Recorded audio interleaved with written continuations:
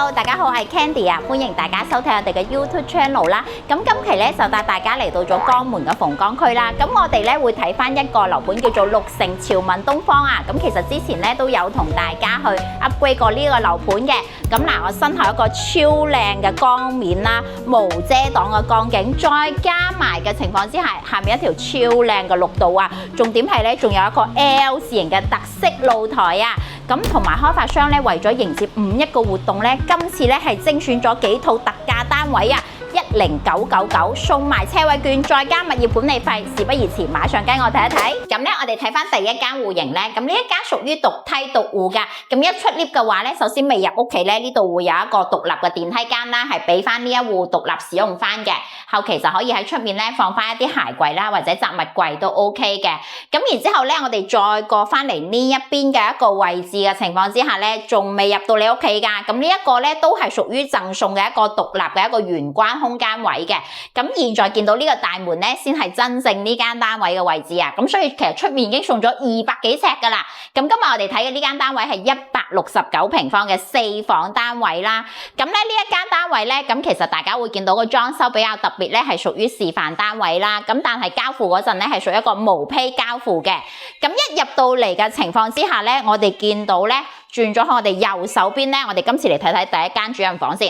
咁呢一間咧就係我哋一個主人房嘅位置啊！哇，超正啊！一入到嚟嘅情況之下，大家會見到啦，呢度係做咗2排嘅衣櫃，直至就係夢想中嘅一個衣帽間啊！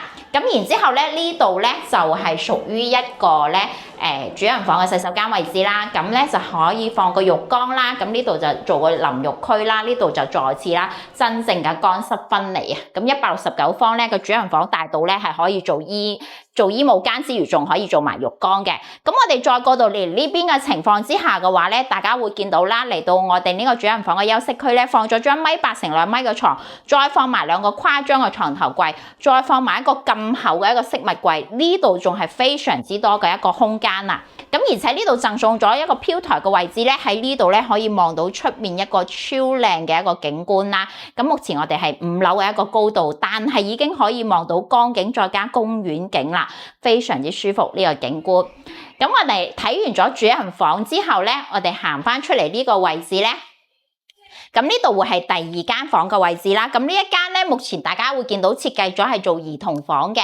咁其實呢間兒童房都夠晒大啊，因為呢度咧可以做標準嘅衣櫃，或者喺後面呢度做。咁呢度就算放張1.8床或者1.5床，其實都仲好多位置3邊落床嘅。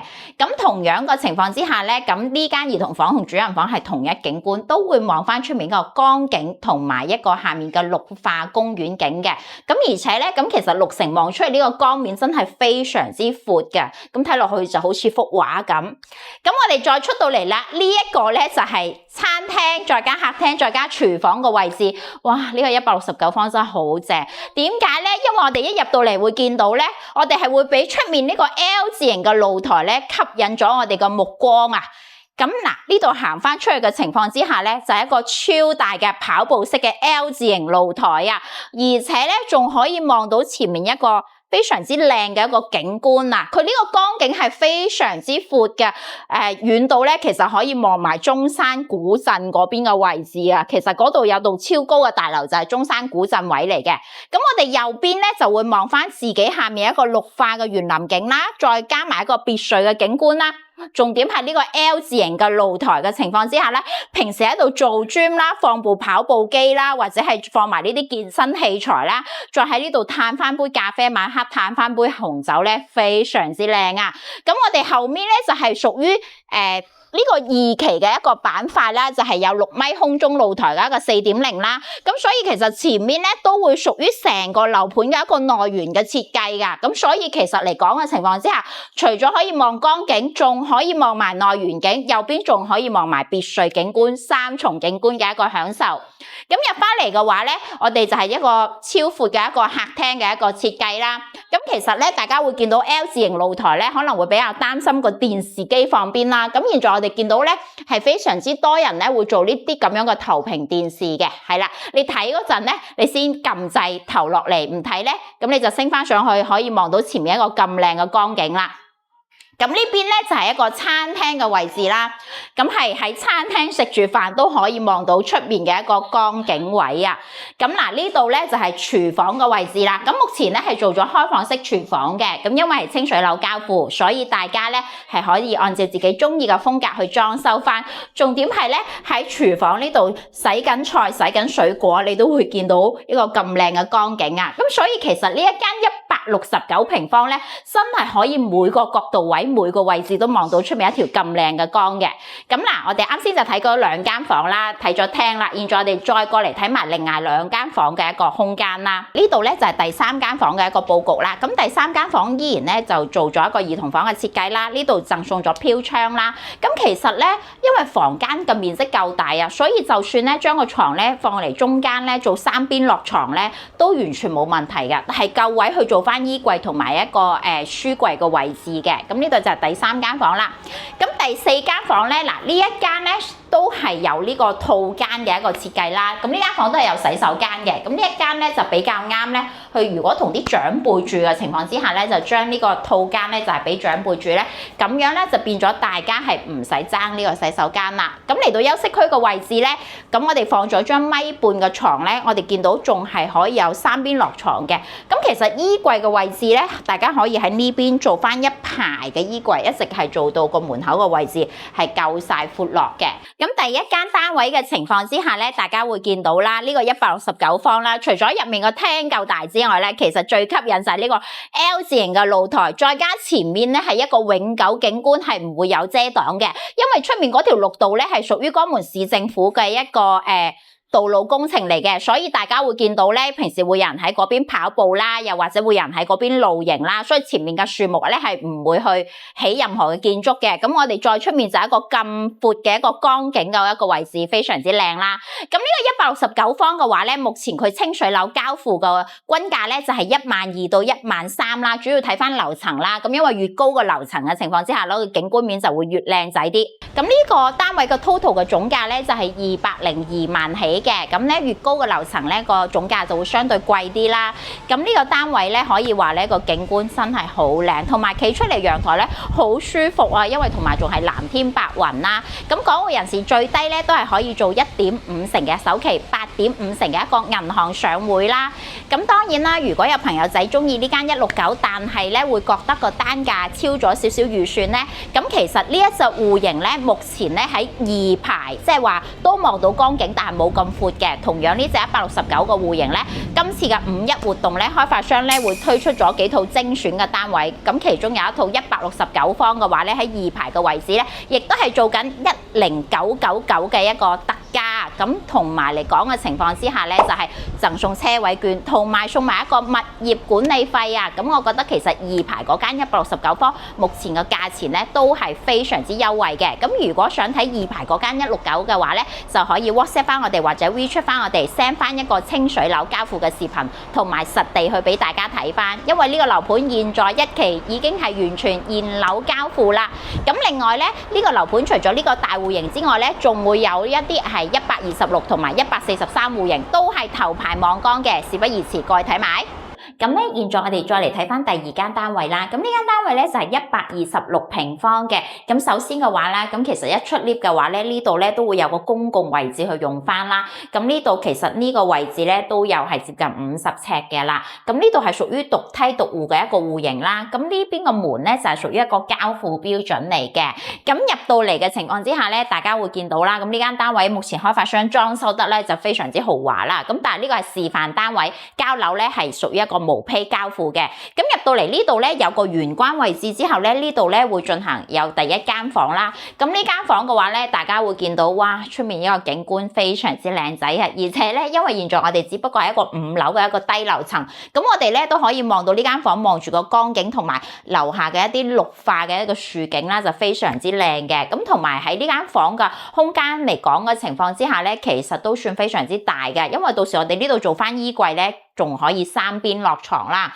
咁咧，再加上出到嚟嘅情況之下咧，大家會見到呢度咧仲可以做翻一個櫃嘅，係啦，做翻一個玄關嘅一個收納櫃啦。咁呢隻戶型嘅話咧，我哋入到嚟第一間房之後，我哋再過到嚟呢邊咧，就係一個客廳同埋一個餐廳嘅位置啦。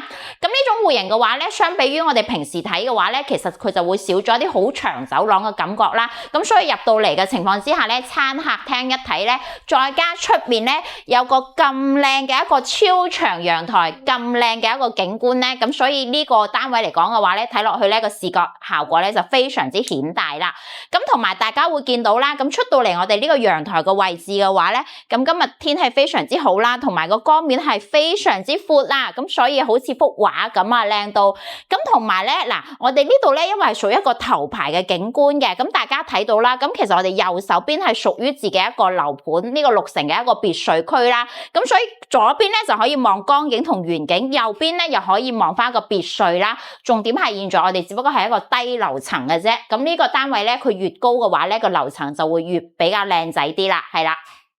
咁同埋呢個長陽台嘅一個設計嘅話咧，呢度到時咧係可以通翻去間房度嘅。咁因為清水樓啦，到時大家如果覺得房間唔夠大，就可以打大一下個房啦。咁呢個觀景陽台嘅話咧，無論係後期做封窗嘅設計啦，定係唔封窗咧，望出去都非常之靚仔嘅。咁入翻嚟呢邊嘅情況之下咧，咁呢個咧其實佢係傳統嘅一個4房戶型啦。咁啱先我哋入門口有第一間房啦。咁入到嚟嘅情況之下咧，其實咧現在開發商咧就將呢個位置咧係打咗之後咧，顯得個廳更加之大。咁如果少人住嘅話咧，做3房都冇問題嘅。咁多人住嘅話咧，到時後期呢度咧砌翻埲牆，做翻一個小書房或者一個小客房都冇問題嘅。咁我哋過翻嚟呢邊嘅情況之下咧，呢度就係會係我哋一個餐廳嘅一個位置啦。咁放咗張4人嘅一個餐台啦。咁如果放翻張6人嘅摺疊餐台咧，其實都夠位嘅。咁呢度咧，大家會見到做咗開放式廚房咧，咁實際開發商交樓嗰陣咧，其實呢度會有埲牆嘅，呢度係一個獨立嘅廚房嘅。咁因為咗個視覺效果顯大啲咧，咁呢度就打咗埲牆，現在咁樣做咗開放式廚房啦。咁因為咧都係屬於一個清水樓交付啦，咁所以大家可以按照自己中意嘅風格去裝修翻嘅。咁咧，我哋再嚟睇睇其他房間嘅一個位置啦。咁嗱，呢度咧就係屬於第一個洗手間啦。咁呢個洗手間嘅情況之下咧，呢度會贈送咗一個飄台嘅位置啦。但係淋浴區部分咧都係非常之夠位嘅，就算係 size 肥少少或者高少少嘅，過到嚟呢度淋浴都冇問題。咁其實洗手間嘅位置係足夠用嘅。